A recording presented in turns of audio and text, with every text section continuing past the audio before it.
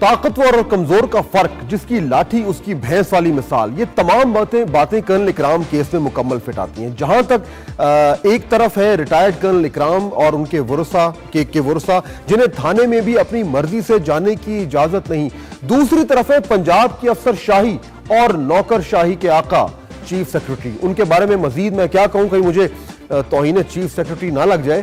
بزرگ صحافی اور روزنامہ ایکسپریس کے سینئر کالم نویس اور ایکسپریس نیوز پروگرام کے کالم کار کے مستقل رکن عبدالقادر حسن صاحب نے آج اپنے کالم میں روزنامہ ایکسپریس میں چیف سیکرٹری کے عہدے اور ان کے اقدام کی منظر کشی کی۔ عبدالقادر حسن کے کالم کا عنوان ہے چھوٹے لاٹ صاحب، اور وہ لکھتے ہیں، یہ میں آپ کو سنوانا چاہتا ہوں: آزادی کے 62 سال بعد بھی معلوم ہوا کہ ہمارا سول سیکرٹریٹ دراصل دفتر لاٹ صاحب ہے اور ہمارا چیف سیکرٹری چھوٹا لاٹ صاحب ہے، ورنہ یہ کیسے ممکن تھا کہ ایک انسان ان کی گاڑی کی زد میں آ کر جان سے جائے اور وہ اسے تڑپتے شخص پر ایک نگاہ ڈالے بغیر کسی دوسری گاڑی میں منتقل ہو جائے اور اسی رفتار سے دفتر پہنچ جائے۔ بعد میں ان کی زبانی معلوم ہوا کہ صاحب اس وقت کوئی اخبار پڑھ رہے تھے جب ان کے ڈرائیور نے ایک راہگیر کو کاری ضرب لگا کر صاحب کے اخباری مطالعے کو ڈسٹرب کر دیا، تو انہوں نے اخبار لے کر دوسری گاڑی میں بیٹھ کر اسے وہیں سے پڑھنا شروع کر دیا جہاں سے پڑھنے میں کسی راہگیر کے مر جانے سے خلل پڑا تھا۔ عبدالقادر حسن صاحب نے کس خوبصورتی سے ایک عام آدمی اور چیف سیکرٹری کا فرق واضح کیا ہے، اور یہ بھی بتایا ہے کہ جہاں انسانوں کے درمیان اتنا فرق ہو وہاں بے حسی کوئی نئی چیز نہیں۔ انہوں نے مزید لکھا ہے کہ یہ بات وہی پرانی ہے کہ بڑوں کے لیے اور قانون اور چھوٹوں کے لیے کوئی اور قانون۔ جس نے ہمیں اسلام کی نعمت سے سرفراز کیا، اس کے ایک مقدمے کے فیصلے میں فرمایا کہ میری بیٹی فاطمہ بھی ہوتی تو میں اس کے ہاتھ قلم کر دیتا۔ قومیں تباہ اس لیے ہوئی ہیں کہ بڑوں اور چھوٹوں کے الگ الگ قوانین بنائے گئے۔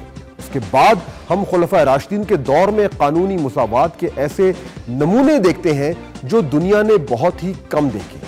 آج ہم اس کی ایک بھدی سی شکل دیکھ رہے ہیں۔ مجھے تو یہ سب لکھتے ہوئے کراہت محسوس ہو رہی ہے کہ اسلامی جمہوریہ پاکستان کس کا نام ہے اور اس کی حکمرانی کیا ایسے لوگوں کے پاس ہے؟ یا اللہ تو رحم فرما۔ یہ ہے وہ فرق جس کی نشاندہی میں نے آغاز میں کی تھی۔ قادر حسن صاحب نے اس ملک میں طاقتور اور کمزور کے لیے رائج قانون اور اس قانون کو جو رسول پاک نے اور خلفائے راشدین کے دور میں لاگو تھا ہمارے سامنے کھول کر رکھ دیا ہے، اور کرنل اکرام کے کیس میں ایسا ہی ہو رہا ہے۔ یہ ہم نہیں کہہ رہے، شواہد بتاتے ہیں، ماہرین بول رہے ہیں۔ مثال کے طور پر جس جگہ یہ حادثہ ہوا اسے قانون کی زبان میں کرائم سین کہتے ہیں۔ اس کرائم سین کو پریزرو ابھی تک نہیں کیا گیا۔ شاید آپ کے سامنے فوٹیج بھی ہو، موٹر سائیکل اور گاڑی کی چیزیں بکھری پڑی ہیں کرنل اکرام کے جسم سے، جب ان کو زخمی ہوئے تو وہ بھی نظر آ رہا ہے کہ وہ زخمی کیسے ہوئے۔ کیا اس کرائم سین کو پریزرو کرنا پولیس کا کام نہیں تھا؟ ایڈوکیٹ ہائی کورٹ صفدر شاہین پیرزادہ نے کل ہمارے پروگرام میں یہ بتایا، ذرا سنیں۔ ٹوٹلی غلط ہے، کسی صورت وہ گاڑی جو ہے وہ مال مقدمہ ہے، اور جو مال مقدمہ ہے وہ ورکشاپ میں نہیں جاتا، وہ تھانے میں جاتا ہے، تھانے کے بعد اس کی سپرداری ہوتی ہے۔ حادثے کے بعد چیف سیکرٹری پنجاب کی گاڑی کو ورکشاپ میں بھجوا دیا گیا، کس قانون کے تحت؟ حالانکہ اس گاڑی کو پولیس نے تھانے میں بند کرنا تھا۔ یہ ہم نہیں کہہ رہے، قانونی ماہر کہہ رہے ہیں۔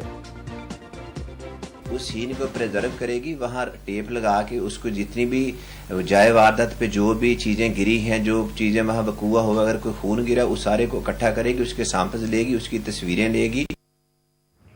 اس کے علاوہ کرائم سین کا نقشہ بننا تھا، تصویریں اترنی تھیں تاکہ غلطی کرنے والے کا تعین کیا جائے۔ پتہ چلتا ہے یہ حادثہ، پتہ چلے کہ حادثہ کیسے ہوا۔ کیا یہ سب کچھ ہوا؟ نہیں۔ 5 روز بعد بھی یہ چیزیں اور شواہد سامنے نہیں آئیں۔ کیوں؟ کیونکہ اس گاڑی میں چیف سیکرٹری صاحب جو تھے وہ موجود تھے۔ تبھی تو آج تک ان بنیادی سوالوں کے جواب نہیں مل سکے، اور شاید ملے بھی نہیں۔ یہی سب سے بڑی ستم ظریفی ہے۔ قانون صرف یہ کہہ رہا ہے، اور ہم صرف یہ کہہ رہے ہیں کہ قانونی جو ضابطے ہیں، جو ریکوائرمنٹس ہیں وہ پوری کریں، بس۔ کون غلط تھا، کون صحیح تھا، کس نے کیا غلطی کی، کس کی کیا ذمہ داری تھی، وہ ہمارا کام نہیں ہے، وہ قانون خود فیصلہ کرے گا۔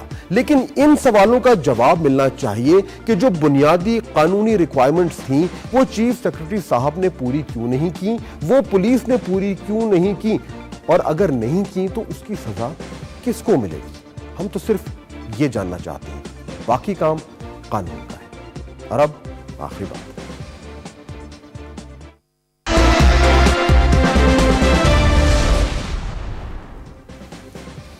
صدر آصف علی زرداری نے گورنر ہاؤس کراچی میں آج ایک تقریب سے خطاب کیا. اس کے دوران انہوں نے یہ کہا, ذرا سنیے. اگر برتھ سرٹیفکیٹ بلاول کا دیکھا جائے گا تو اس میں لیاری کا ذکر ہوگا, پھر نبیل کی سیٹ کو تو ویسے ہی خطرہ ہے. نبیل سے مراد نبیل گبول صاحب ہیں جو پیپلز پارٹی کے ایم این اے ہیں, اور اس کامنٹ کے بعد نبیل گبول صاحب ضرور پریشان ہوں گے, لیکن گھبرانے کی بات نہیں ہے, کیونکہ یہاں جس طرح اس تصویر میں تھوڑے پریشان نظر آ رہے ہیں, اس طرح پریشان ہونے کی ضرورت نہیں ہے. نبیل گبول صاحب, اگر واقعی میں کوئی خطرہ ہے تو ہمیں ہمیشہ اچھے ٹاک شو ہوسٹ کی ضرورت رہتی ہے. رابطہ کیجیے گا. آپ سے ملاقات ہوگی اگلے شو میں. فہد حسین کو اجازت دیجیے. خدا حافظ.